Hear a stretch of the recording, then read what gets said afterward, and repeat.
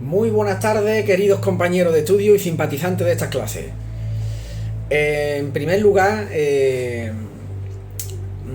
disculparme por... Quería que me disculpara por el último vídeo que se me cortó. Me quedé sin memoria en el teléfono, porque los vídeos los estoy haciendo por el teléfono. Ya más adelante voy a modificar el sistema para hacer las grabaciones con algún tipo de cámara, ¿no? Ya que el teléfono es muy limitado para grabar los vídeos, sobre todo los vídeos más largos. Y en el último vídeo que trataba sobre la reencarnación, se me cortó prácticamente se quedó la parte final del estudio, que es la que vamos a completar, la parte final de la clase, que es la que se va a completar ahora en este segundo vídeo, en esta segunda parte.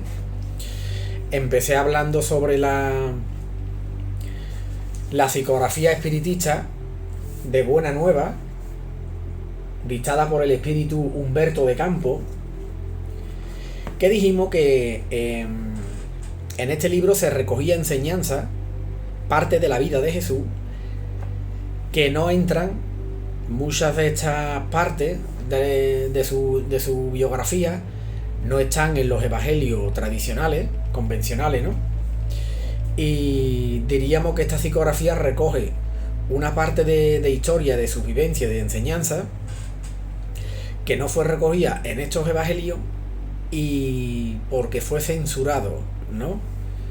Y ahora vamos a ver qué enseñanza dio Jesús a dos de los apóstoles, a Santiago y Andrés,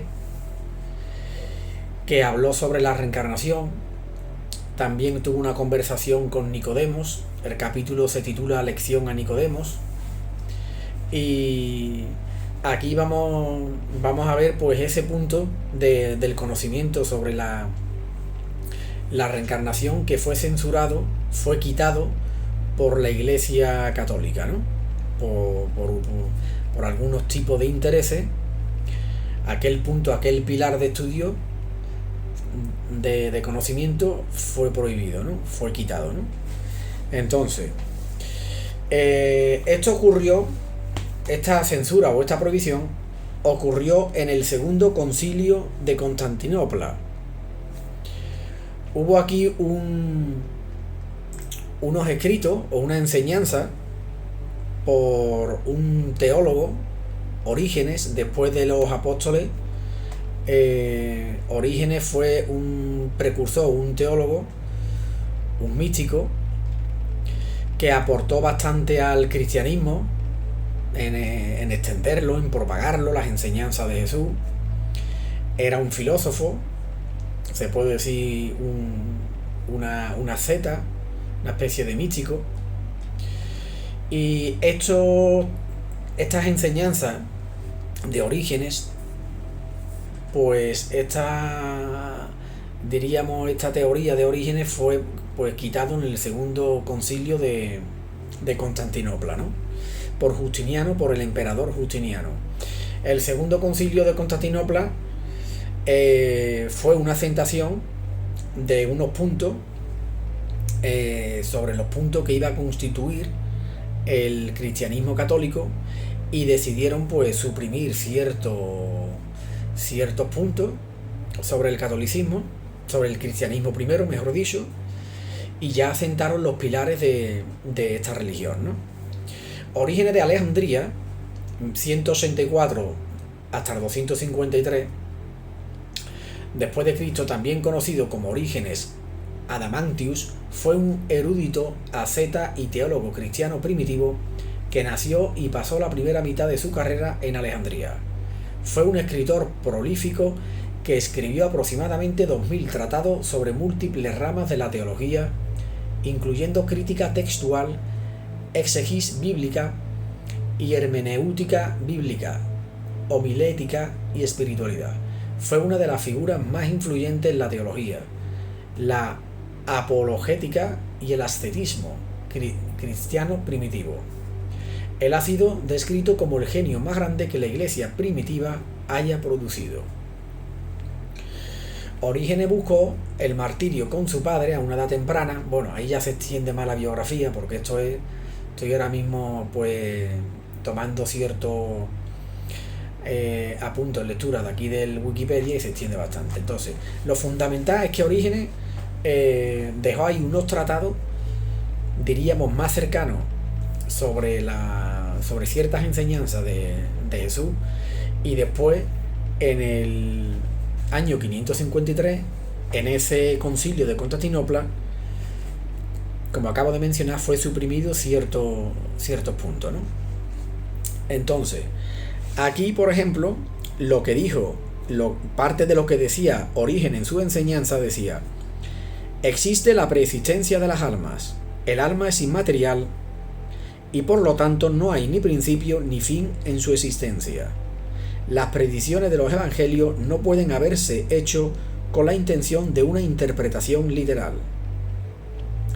Hay un progreso constante hacia la perfección, siendo nosotros primero como vasos de barro, luego de vidrio, luego de plata, para finalizar como cálices de oro.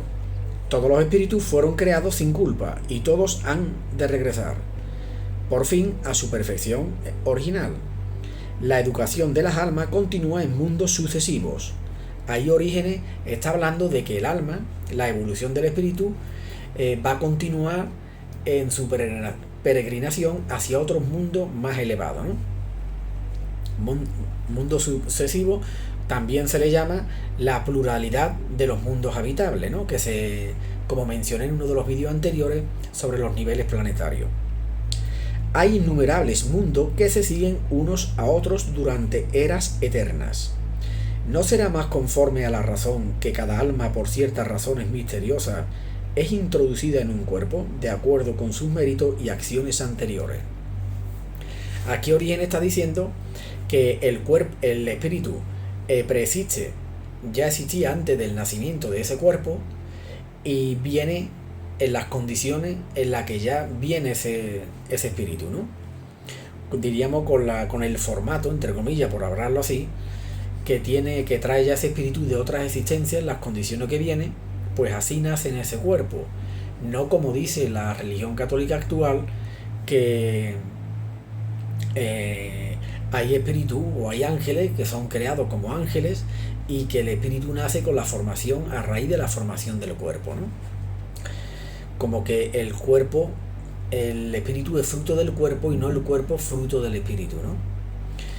Entonces parte de estos textos fueron censurados y aquí nos habla un poquito sobre el concilio este. Dice: hasta la mitad del siglo VI la reencarnación formaba parte del cristianismo. Después del segundo concilio de Constantinopla, actual Estambul, Turquía, por exigencias del Imperio Bizantino, quedó abolida, siendo sustituida por la resurrección. Aquí dice que la reencarnación fue sustituida por la resurrección, que no es lo mismo, y más adelante lo explicaré en otro futuro vídeo, ¿no? No es exactamente lo mismo. Resurrección interpretan ellos la resurrección literal de la carne, del cuerpo, y sabemos que eso no es así, ¿no? Ya en otro vídeo más adelante se explicará ese fenómeno de la resurrección de Jesús, ¿no? Bajo la visión espiritista. Dice: a pedido de Teodora, esposa del emperador Justiniano, partidaria de la esclavitud y de ideas preconcebidas, la cual temía retornar al mundo en la piel de esclava negra, se desencadenó una fuerte presión sobre el papa de la época, Virgilio, para quien los deseos de Teodora eran ley. La esposa de Justiniano, Teodora, influyó en él, en Justiniano, ¿no? Para quitar la ley del karma y de la reencarnación y sustituirlo por la resurrección. Ella tenía ese miedo, no quería aceptar de que en la posición, en la clase social en la que ella estaba, en otra existencia renaciera en una clase social muy distinta, inferior, por ejemplo, ¿no? En una condición más humilde o más pobre, ¿no? Le incomodaba ese conocimiento y influyó al emperador para que lo quitara, ¿no? En ese concilio, ¿no? Que se iba a sustentar los pilares fundamentales de la religión católica. Decidió eliminar todo el pensamiento de Orígenes, de este filósofo que se ha hablado antes, de Orígenes de Alejandría, conforme se lee en latín. Si alguien dice o piensa que las almas de los hombres preexisten y que han sido anteriormente espíritu y virtudes, y que han sido enviadas en cuerpo como castigo, que sea declarado anatema. Quien dijera eso, quien hablara sobre el punto de la reencarnación y la preexistencia de las almas en otras vidas, antes del nacimiento de ese cuerpo, era considerado un anatema, ¿no? Aquí, por ejemplo, si buscamos la palabra anatema, ¿qué nos va a decir por ejemplo, la definición del RAE de la lengua española? Maldición, imprecación. En el Antiguo Testamento condena al exterminio de las personas o cosas afectadas por la maldición atribuida a Dios. Es una especie de maldición en nombre de Dios, ¿no? Eso fue un invento, un tipo de castigo que la esposa de Justiniano pues se inventó, ¿no? Para poder abolir ese conocimiento, ¿no? Ahora vamos a ir dejando este texto de Orígenes de Alejandría, que fue suprimido. Ahora os voy a mencionar parte de las enseñanzas de Jesús, que recoge esta biografía de Buena Nueva, dictada por el espíritu Humberto de Campos a Chico Xavier, al gran médium brasileño Francisco Cándido Xavier. Y vamos a ver aquí parte de este encuentro que también fue suprimido, ¿no? Aquí vamos a empezar con el encuentro que hubo entre Jesús y el sacerdote de la ley judaica, Nicodemo. Dice: después de los saludos habituales y revelando su ansiedad de conocimientos, tras hondas meditaciones, Nicodemo se le dirigió respetuoso. Maestro, bien sabemos que vienes de Dios, pues solamente con la luz de la asistencia divina podrías realizar lo que has efectuado, mostrando la señal del cielo en vuestras manos. He empleado mi existencia en interpretar la ley, pero deseo recibir vuestra palabra sobre los recursos que deberé disponer para conocer el reino de Dios. Aquí Nicodemo le pedía ayuda a Jesús sobre ciertos conocimientos para poder enseñar al pueblo, o incluso dentro del círculo judío, de una forma, diríamos, más completa, más fiel, ¿no? El maestro sonrió bondadosamente y esclareció: primero que todo, Nicodemos, no basta que hayas vivido interpretando la ley. Antes de razonar sobre sus discursos, deberías haber sentido sus textos. Pero en verdad debo decirte que nadie conocerá el reino del cielo sin nacer de nuevo. Aquí está diciéndole Jesús a Nicodemo que nadie conocerá el reino de Dios sin haber nacido de nuevo. Este conocimiento, que sí se mantiene, este reglón en concreto, sí se mantiene en los evangelios tradicionales, pero la Iglesia lo interpreta de una forma, en un sentido figurativo, no lo interpreta en un sentido literal. Ellos interpretan este conocimiento, este texto, esta enseñanza en concreto, que ese renacimiento se refiere a algo interno, no a que vaya a nacer de nuevo en otro cuerpo. Bajo mi punto de vista, esta enseñanza de Jesús se puede tomar en los dos sentidos, literal y figurativo. Porque conforme nosotros vamos renaciendo en otros cuerpos, nos vamos renaciendo también interiormente, renaciendo en el sentido de purificarnos lentamente, de ir perfeccionándonos, ¿no? Aquí pregunta Nicodemo: ¿cómo puede un hombre nacer de nuevo siendo viejo? Interrogó el fariseo, altamente sorprendido. ¿Acaso podrá regresar al vientre de su madre? Aquí ahora, la respuesta que va a dar Jesús, se ve claramente que la respuesta la da en sentido literal. Dice: el Mesías fijó en él su mirada serena, consciente de la gravedad del asunto debatido, y acrecentó: en verdad te reafirmo que es indispensable que el hombre nazca y renazca para conocer plenamente la luz del reino. Entretanto, ¿cómo puede ser esto?, preguntó Nicodemos, algo confundido. ¿Cómo que eres maestro en Israel e ignoras estas cosas?, inquirió Jesús como sorprendido. Es natural que que cada uno solamente testifique de aquello de lo que sepa, pero necesitamos considerar que tú enseñas. A pesar de eso, no aceptas nuestros testimonios. Si hablando yo de cosas terrenas sientes dificultades en comprenderlas con tus razonamientos sobre la ley, ¿cómo podrás aceptar mis afirmaciones cuando yo hable de las cosas celestiales? Sería una locura destinar los alimentos apropiados a un viejo para el frágil organismo de un niño.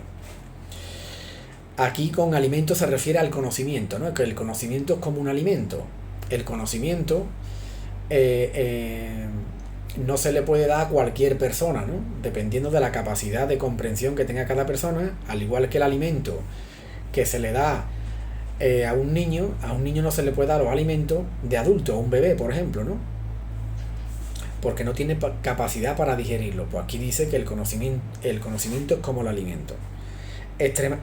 Extremadamente confundido, se retiró el fariseo, quedando Andrés y Santiago empeñados en obtener del Mesías el esclarecimiento necesario acerca de aquella nueva lección.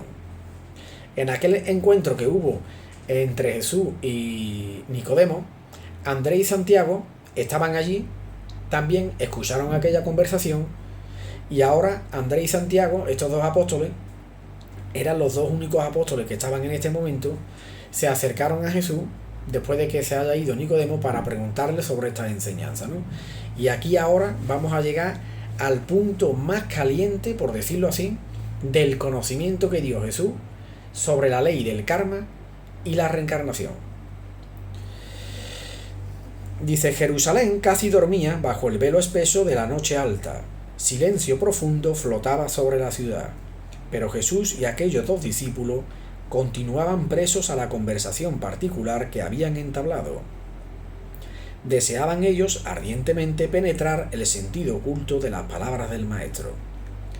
¿Cómo sería posible aquel renacimiento?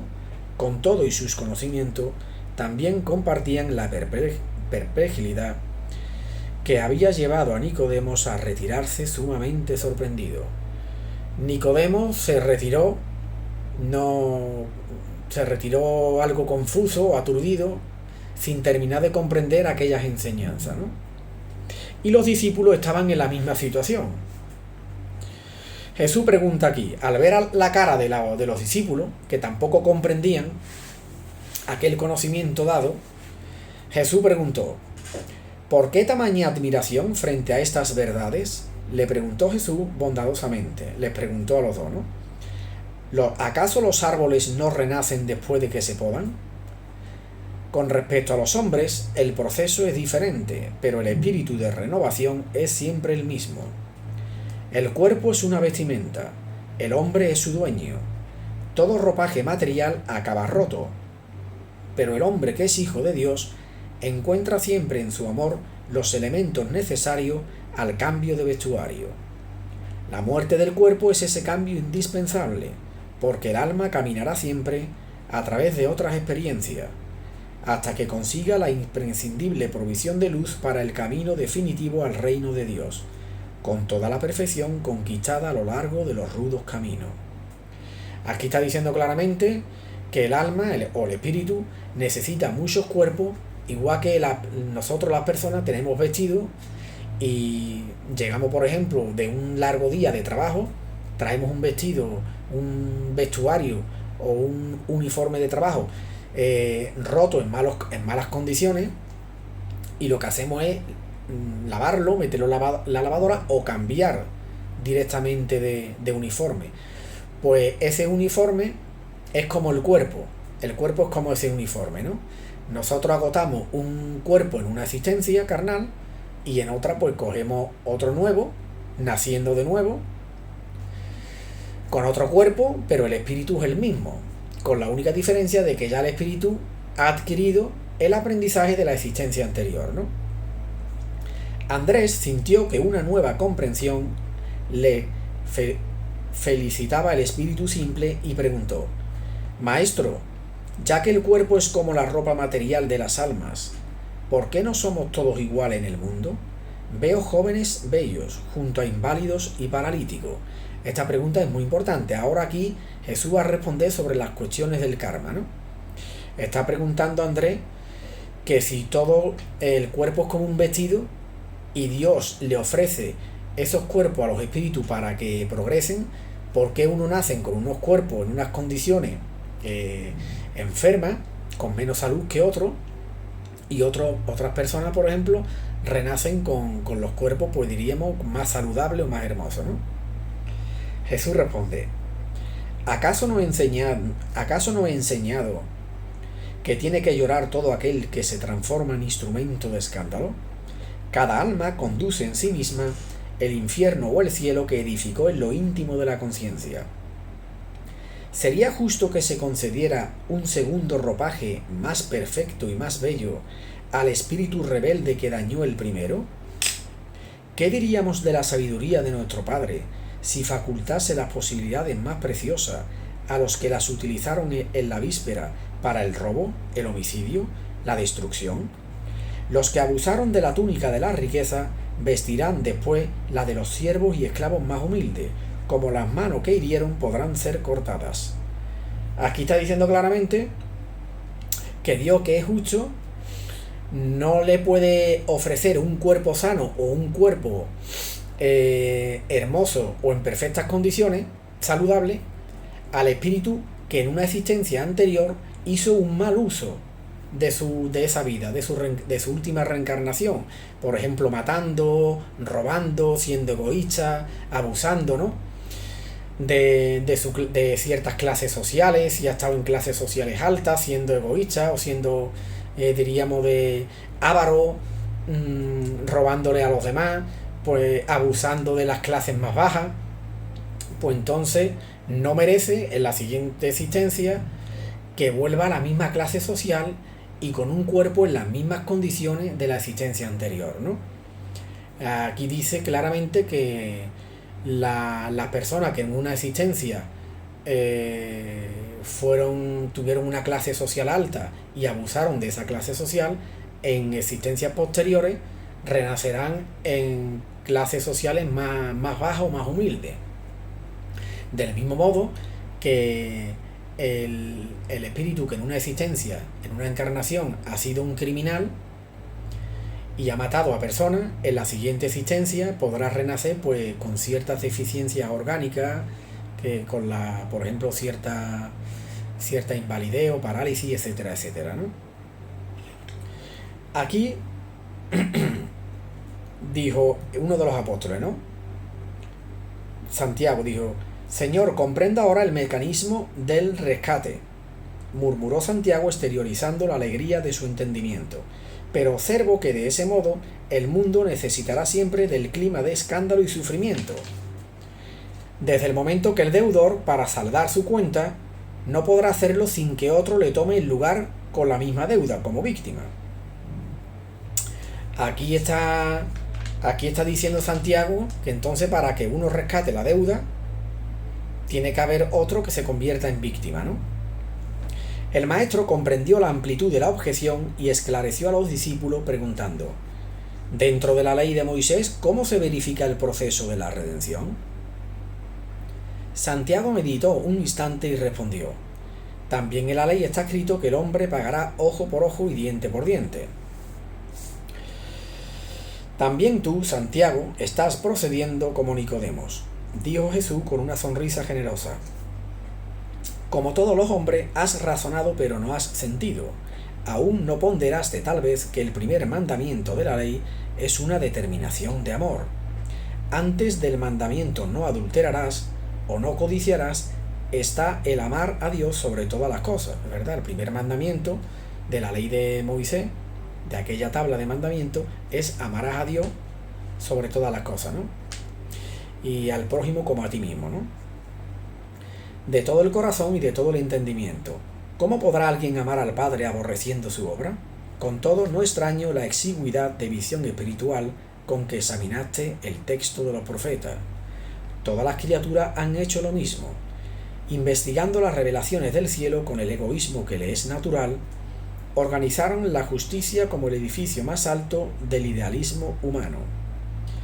Entretanto, coloco el amor por encima de la justicia del mundo y he enseñado que sólo él cubre la multitud de los pecados. Aquí dice Jesús claramente, le está diciendo a los discípulos que por encima de la justicia del mundo, incluso de la justicia divina, está la ley de amor. Como comenté en un vídeo anterior sobre las leyes universales, la ley principal y la más importante sobre la que se asientan todas las demás leyes es la ley de amor, ¿no?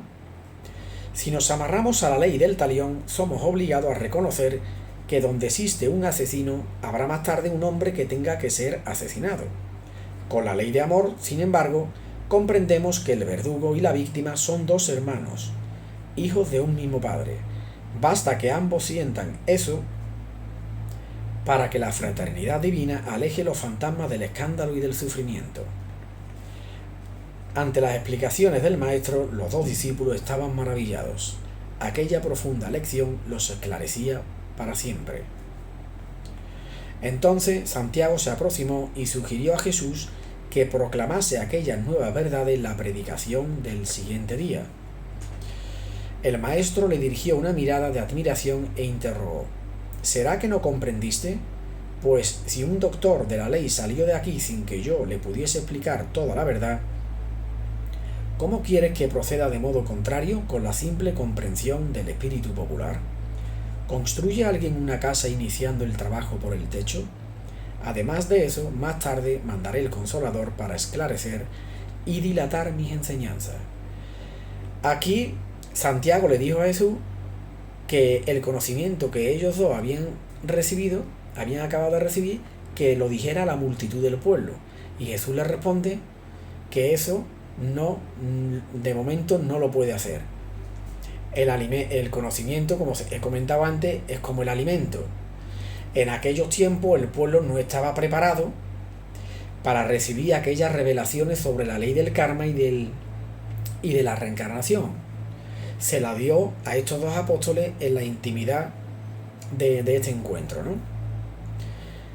Dice: eminentemente impresionados, Andrés y Santiago callaron sus últimas interrogaciones. Aquel diálogo particular entre el Señor y los discípulos permanecería guardado en la leve sombra de la noche en Jerusalén, pero la lección a Nicodemos había sido ya dada. La ley de la reencarnación estaba proclamada para siempre en el Evangelio del Reino.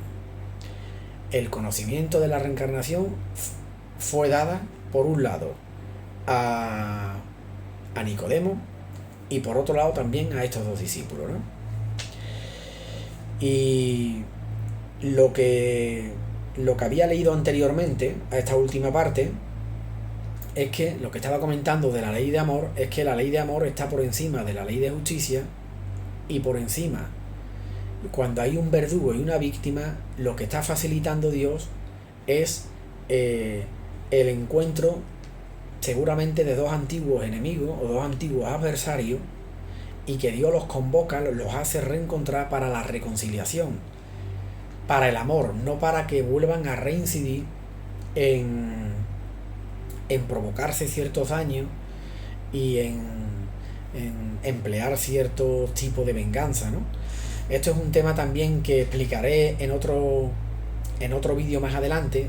Se le llama las posiciones de víctima y verdugo, que se van invirtiendo, se van alternando las posiciones de víctima y verdugo de una existencia a otras posteriores, ¿no? Quiere decir, para decirlo de una forma breve, que la víctima, por ejemplo, de una existencia ha podido ser el verdugo, anteriormente, en una existencia anterior, ha podido ser el verdugo de su actual verdugo, ¿no?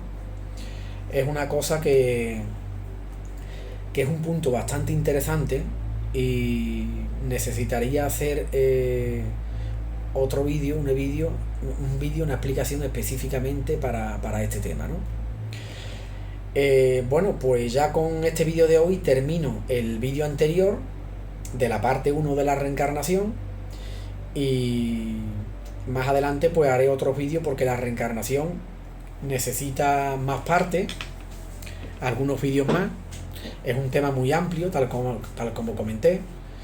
Por ejemplo, aquí la reencarnación, yo tengo escrito tipos de reencarnaciones, que ya se ha dado en el primer vídeo, Por ejemplo, las reencarnaciones que se habló, reencarnación clave, alternativa y preparatoria. Después está el proceso reencarnatorio, cómo se reencarna, los tipos de reencarnaciones que hay en función del merecimiento que tenga el espíritu. Haremos un vídeo más adelante sobre eso. Dentro del vientre materno, en qué situación se encuentra el espíritu dentro de la barriga. El olvido temporal, por qué no se recuerdan las existencias anteriores, aunque he comentado algo brevemente en vídeos anteriores. Me enfocaré más en este tema, ¿no? Sobre el olvido temporal. Reencarnación en el mismo mundo o en otros. Y espíritus exiliados, que esto ya se habló también en vídeos anteriores sobre el exilio de los exiliados de Capela, por ejemplo, ¿no? Y bueno, nada más que comentar. Ya termino el vídeo este. Y bueno, espero que os haya resultado interesante. Cualquier pregunta o consulta o aporte que queráis aportar, tenéis aquí la barra de los comentarios. Y nada más, que paséis buen día y un abrazo muy fuerte. Hasta otra, compañero.